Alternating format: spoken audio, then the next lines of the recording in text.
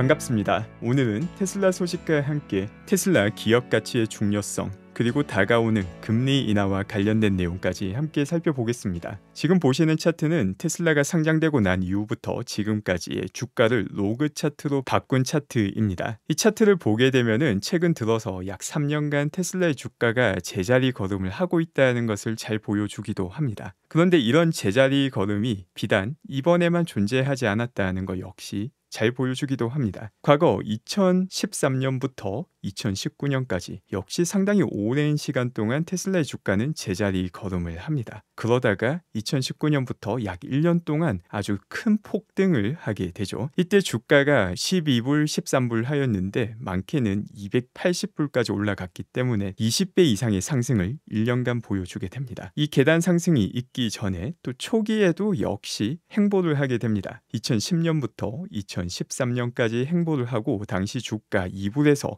6개월 만에 12불 6배만큼 올라가게 됩니다. 6개월 만에 6배, 1년 만에 20배. 과연 이 구간 동안, 이 6개월 동안 테슬라의 기업 가치가 6배가 올랐을까? 또 이 1년 동안 테슬라의 기업 가치가 20배가 올랐을까? 결코 그렇지 않습니다. 기업 가치는 지금 현재 이 시간에도 계속해서 오르고 있고 매일마다, 매주마다, 매분기마다 올라가고 있습니다. 다만 이 올라가는 기업 가치에 대해서 시장이 소화를 하고 이해하는 데 시간이 걸리게 됩니다. 과거에도 테슬라의 기업 가치는 꾸준하게 올라왔지만 이를 인지하는 데 걸리는 시간이 3년이 걸렸었고 그 6개월 동안 과거에 반영되지 않았던 기업 가치의 증가분이 한 번에 몰아서 반영되게 되었습니다. 마찬가지로 2013년부터 2019년까지 테슬라의 기업 가치는 계속해서 올라갔지만 역시 이를 소화하고 이해하는 데 걸린 시간이 5, 6년이 걸렸으며 한 번에 몰아서 인식을 하게 되었습니다. 지금 역시 테슬라는 비슷한 과정을 거치고 있습니다. 가장 대표적으로 AI에 해당하는 FSD가 여기에 포함되고 있죠. 즉 그렇기 때문에 과연 이 시간이 기업 가치가 변화가 없어서 이런 시간인지 혹은 기업 가치가 올라가고 있지만 과거와 같이 시장에서 이해와 소화의 시간이 필요한 것인지를 판단하는 게 가장 핵심 능력이 되게 됩니다. 그리고 지금까지 우리가 보고 있는 이 FSD와 또 테슬라의 다양한 전략으로 봤을 때 테슬라는 전기화 시대를 가속화시키고 있으며 그 중에서 가장 높은 수익성과 현금 흐름을 가지고 있고 하드웨어로 봤을 때도 소프트웨어로 봤을 때도 아주 확실한 리더다라는 것을 볼 수 있습니다. 그리고 나중에 또다시 계단식의 상승이 오게 될 때 바로 이 구간에서 최대한 많이 적립을 하게 되면은 수익이 극대화되게 되는 것이죠. 주가가 바로 반영을 하지 않는다라고 해서 사실 슬플 일이 아니라 결국은 올라갈 계단을 기다리며 수익률을 극대화시킬 수 있는 구간이다라는 걸 볼 수 있게 해주는 것이 바로 기업 가치에 대한 이해와 관심을 둘 때 일어날 수 있는 일이 됩니다. 또 오늘 발표된 주요 매크로 지표로서 PCE가 아주 좋은 수치를 보여주기도 하였습니다. PCE 같은 경우 연준에서 인플레이션을 평가할 때 가장 큰 무게를 두는 수치가 됩니다. 오늘 발표된 PCE 같은 경우 시장이 예상한 수치 그대로 발표가 되었으며 연단위 변화율을 보게 되면은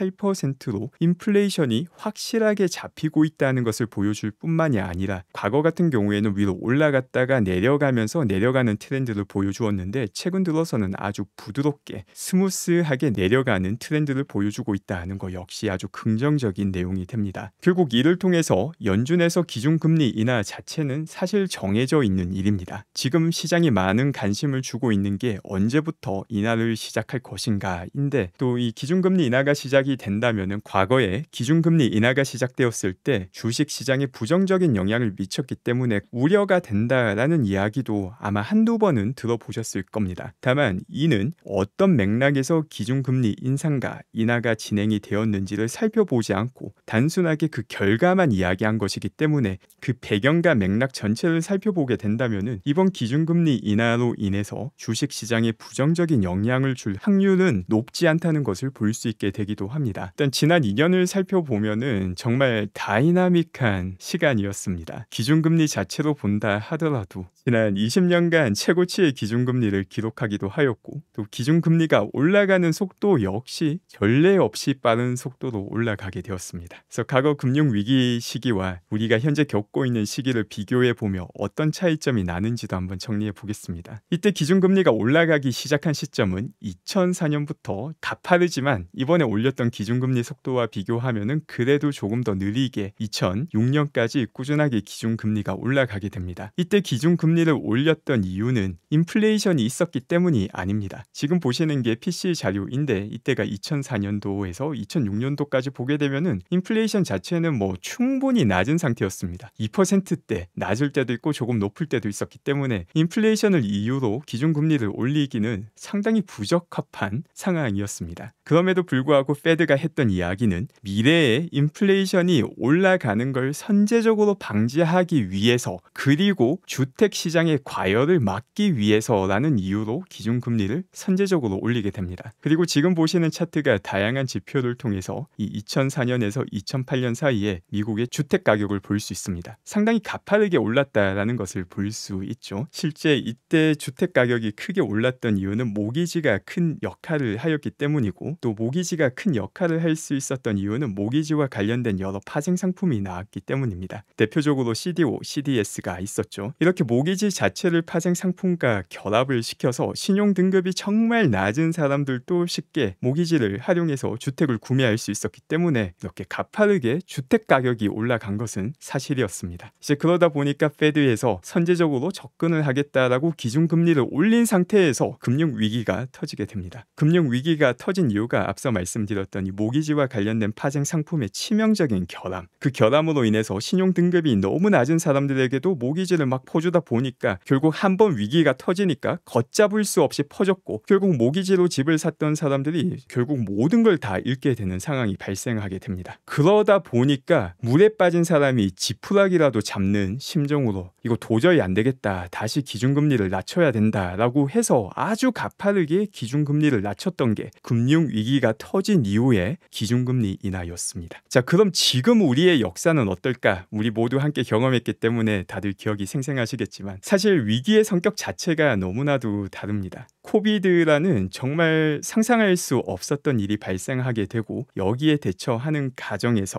상당히 많은 돈을 풀게 됩니다. 즉 그 결과 인플레이션이 이후에 아주 가파르게 찾아오게 되었고 이 인플레이션이 목격되고 난 다음에 인플레이션을 잡겠다라는 이유로 연준에서 기준금리를 올리기 시작하였습니다. 그리고 현재 그 인플레이션은 다시 3% 이하로 떨어져서 2%를 향해서 내려가고 있게 되었습니다. 지금 상태에서 기준금리를 인하한다라는 것은 벌써 터진 위기에서 물에 빠진 사람이 지푸라기 잡는 형태가 아니라 다시금 시장이 안정되었기 때문에 기준금리를 내리게 되는 것이며 그 위기라는 과정 역시 어떻게 보면 코비드라는 것은 위기이지만 그 다음에 진행되었던 내용은 과거 금융위기와는 사실 비교하기가 상당히 성격 자체가 상당히 많이 다르다는 것을 볼 수 있습니다. 그리고 실물 경제 체감도 그 당시와 비교하면은 지금은 그래도 훨씬 더 살만한 상태이기도 하죠. 그리고 주택 가격 역시 돈이 풀릴 때는 가파르게 올라갔지만 최근 들어서는 주택 가격도 어느 정도 잡히고 있다라는 것 역시 지표로 확인할 수 있는 상황이기도 합니다.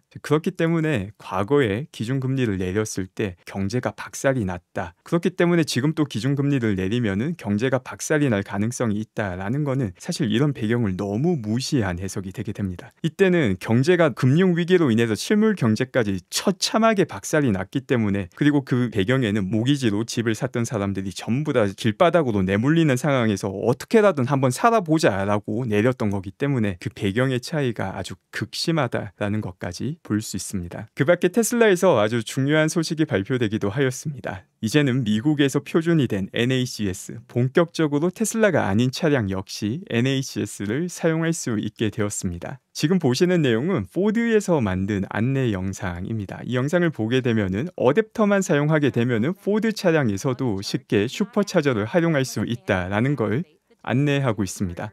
물론 그 과정에서 이렇게 애플리케이션을 통해서 몇 단계 더 과정을 거쳐야 되기는 하지만 이제 포드 입장에서는 너무나도 신나는 일이죠. 현재 마하2와 F-150 트럭이 이 슈차를 사용할 수 있게 되는데 포드 입장에서 신나는 이유는 과거 마하2나 F-150 같은 경우에 차량 자체를 마음에 들어 한다 하더라도 충전할 곳이 없는 경우가 많았습니다. 심지어 충전할 수 있다라고 나와 있지만 가보면은 충전기가 제대로 작동되지 않는 경우가 너무나도 많았습니다. 그런데 테슬라가 제공하는 15,000개의 슈퍼차저를 활용할 수 있게 된다면은 기존의 마하2와 F-150를 구매한 고객들은 갑작스럽게 차량의 효율성, 사용 가능성이 너무나도 높아지게 되는 것입니다. 이 내용만 보게 되면은 테슬라보다 또 다른 전기차를 판매하는 회사에게 더 큰 혜택이 가는 것처럼 보이기도 합니다. 그런데 여기에 대한 대답은 우리가 며칠 전에 살펴봤던 BYD 부사장 인터뷰에서 명확한 답을 얻을 수 있기도 했습니다. 그 인터뷰에서 BYD 부사장이 밝힌 내용은 전기차의 정말 핵심 내용은 현재 존재하는 전기차 모델끼리 경쟁하는 것이 아니라 내연차 시장을 더 빠르게 전환시키는 것이다 라는 내용을 밝혔습니다. 그리고 미국의 많은 사람들은 논리적인 이유를 떠나서 그냥 감정적으로 포드나 GM같이 레거시 오토메이커를 좋아하고 이 레거시 오토메이커들이 하는 것을 좋아하는 분들도 분명 있습니다.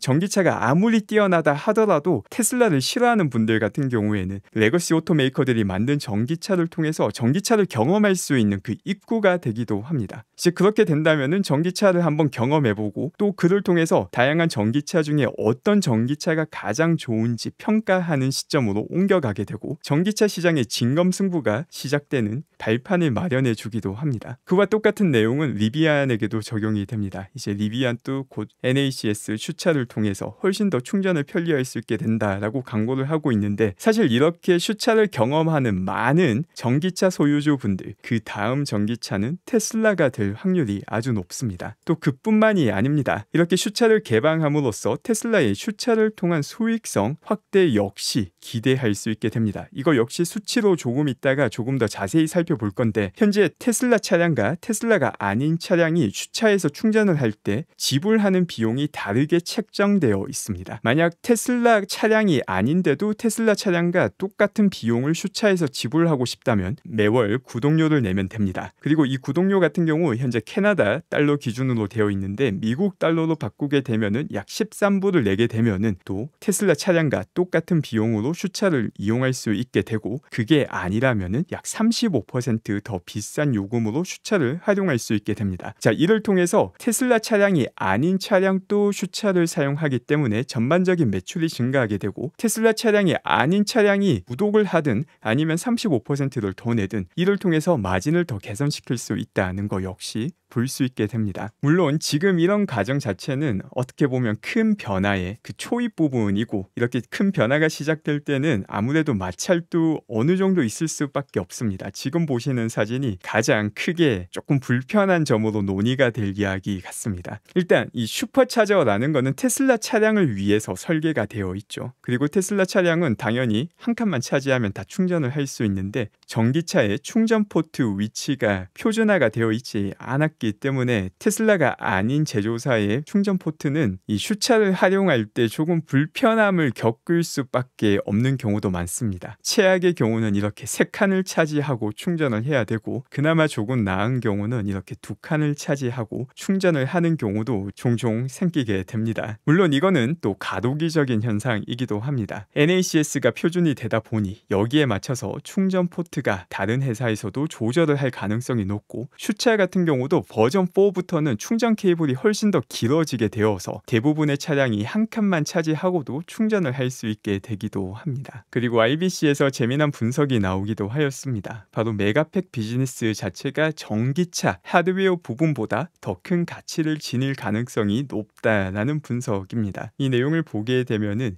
2040년이라는 상당히 먼 미래를 이야기하고 있지만 에너지 저장 장치 산업 자체가 아주 가파르게 성장하고 있습니다. 그리고 2040년이면은 에너지 저장 장치가 총 2테라와트씩까지 연간 증가할 것이다 라고 평가를 하고 있으며 이 산업 자체의 연간 매출이 600빌리언에 달하게 됩니다. 그리고 이 중에서 단 15%만 테슬라가 가져온다 하더라도 연간 90빌리언 달러에 달하는 매출이 되게 됩니다. 여기에 에비타 기준 15배의 멀티플을 바탕으로 이를 밸류에이션을 하게 되면 120빌리언 달러라는 높은 밸류에이션을 측정할 수 있으며, 이는 보수적으로 접근한 테슬라 차량 밸류에이션인 70빌리언보다도 더 높은 수치가 됩니다. 물론 이 테슬라 차량 같은 경우 단순하게 하드웨어가 아니라 조금 있으면 결합되게 될 소프트웨어, 즉 자율주행이 핵심이다라는 것까지 이 보고서에서 명시하고 있습니다. 그러면 이 수치를 조금 더 자세히 살펴보겠습니다. 지난 어닝 때도 살펴봤던 내용인데, 테슬라 매출은 크게 세 가지로 구성이 되어 있습니다. 첫 번째가 차량 판매 매출이고, 여기에 현재 소프트웨어까지 포함이 되어 있습니다. 다만 소프트웨어도 포함이 되어 있는데 대부분 제대로 인식을 하고 있지 않으며 FSD 베타 딱지가 떼어지는 순간부터 훨씬 더 크게 인식을 하게 되고, 또 소프트웨어 판매량 자체도 그 순간부터 훨씬 더 커지게 됩니다. 그 다음 에너지 매출과 서비스 앤 기타 매출에 여기에 슈차가 포함되게 됩니다. 우리가 봤던 이 슈차 NACS 개방으로 인해서 이 서비스 앤 기타 매출이 크게 올라가고, 또 그로스 마진 자체도 올라가게 되고, 에너지 매출 역시 시간이 지나면서 에너지 저장 장치 생태계 자체가 아주 가파르게 커지면서 올라갈 가능성이 높습니다. 다만 현재로 봤을 때 자동차 판매 매출이 압도적으로 높다는 것을 볼 수 있습니다. 그래서 매출 비율로 봤을 때 자동차 판매가 현재 85.7%를 차지하고 있고, 그 다음에 서비스 앤 기타 매출이 8.6%, 에너지 매출이 5.7%를 차지하고 있습니다. 근데 이거는 매출 기준이고, 이 매출을 만들기 위해서 관련 원가를 제외한 게 그로스 프로핏이 되게 됩니다. 이 그로스 프로핏을 보게 되면 비율이 많이 바뀌게 됩니다. 작년 4분기에 나왔던 그로스 프로핏 기준으로 자동차 판매가 91.6%가 되고, 에너지 그로스 프로핏이 7.8%, 그리고 서비스 앤 기타가 1.33%가 되게 됩니다. 여기서 봤던 단순 매출과는 상당히 크게 차이가 있다는 것을 볼 수 있고, 이렇게 차이가 나는 게 에너지 관련 부분에서 마진이 아주 높다라는 걸 잘 보여주고 있기도 합니다. 그리고 서비스 기타가 무려 8.6%나 매출을 차지하였는데, 즉 그로스 프로핏 기준으로는 1.3%밖에 차지하고 있지 않기 때문에 여기에 마진이 아주 낮다는 것을 볼 수 있는데, NACS를 개방함으로써 아까 봤듯이 멤버십 혹은 35%에 달하는 추가 비용 청구, 그리고 충전하는 차량 대수가 절대적으로 늘어난다라는 점을 고려하게 되면 이거 역시 더 추가로 개선이 되게 됩니다. 이와 함께 조금 더 길게 본다면은 슈차를 찾는 전기차, 궁극적으로는 테슬라 차량으로 바뀔 확률이 아주 높기도 합니다. 그 밖에 사이버 트럭과 관련해서 재미난 영상이 확인되기도 하였습니다. 과거 사이버 트럭을 소개할 때 일반인 또 연예인으로 만드는 차량이다 라고 묘사를 많이 하였었는데, 재미나게도 연예인들이 오히려 사이버 트럭을 더 많이 구매하는 모습이 목격되고 있습니다. 지금 저스틴 비버도 사이버 트럭을 사용하고 있는 모습이 목격이 된 영상입니다. 또 중국에서 생산량 희소식이 들어오기도 하였습니다. 지금 보시면은 중국에서 1월달 생산량이 역대 1월달 중 단연 최고이고, 지난달과 비교해도 크게 차이가 나지 않은 수준입니다. 지금 이 수준으로 유지만 된다 하더라도 기가상하의 공장 단 한 곳에서 연간 100만 대 이상을 생산할 수 있게 됩니다. 일론 머스크가 과거 밝히길 기가 팩토리 한 대당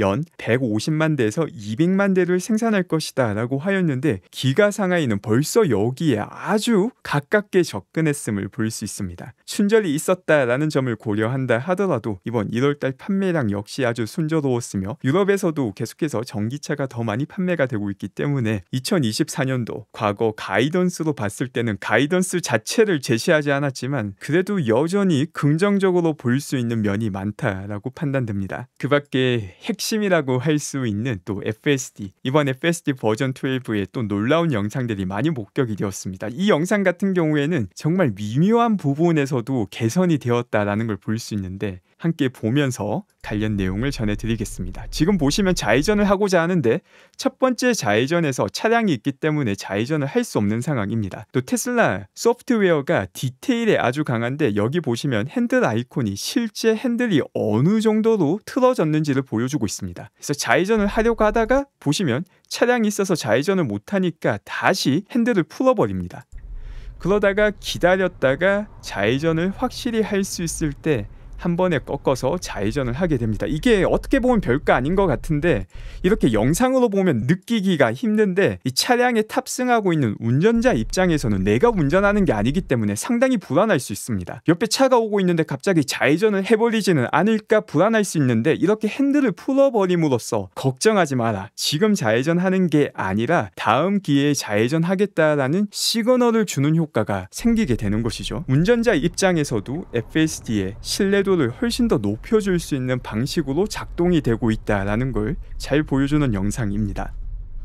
그리고 이 영상 같은 경우 과거 버전 11에서 실패했던 구간을 또 버전 12부터는 잘 처리하는 모습을 보여주고 있습니다. 지금 보시면은 앞쪽 차선에 차 한 대가 주차가 되어 있습니다. 이러다 보니까 2차로로 갈 수 있음에도 불구하고 1차로를 선택하게 됩니다. 이것도 엄청 나쁘다라고 하기는 힘들지만 가장 최적화되어 있는 주행 경로는 아니었죠. 근데 버전 12로 바뀌면서 훨씬 더 공간 인지도가 높아져서 훨씬 더 최적화된 차로 선택을 하는 것을 볼 수 있습니다. 이처럼 테슬라는 주가는 오랜 기간 행보했을지언정 매일마다 기업의 가치, 소프트웨어의 가치를 높여나가고 있으며 또 훨씬 더 큰 미래의 전환을 준비하고 있다라는 걸 확인할 수 있습니다. 오늘 방송 함께 해주신 분들 감사드리며 오늘도 좋은 하루 되시기 바랍니다. 감사합니다.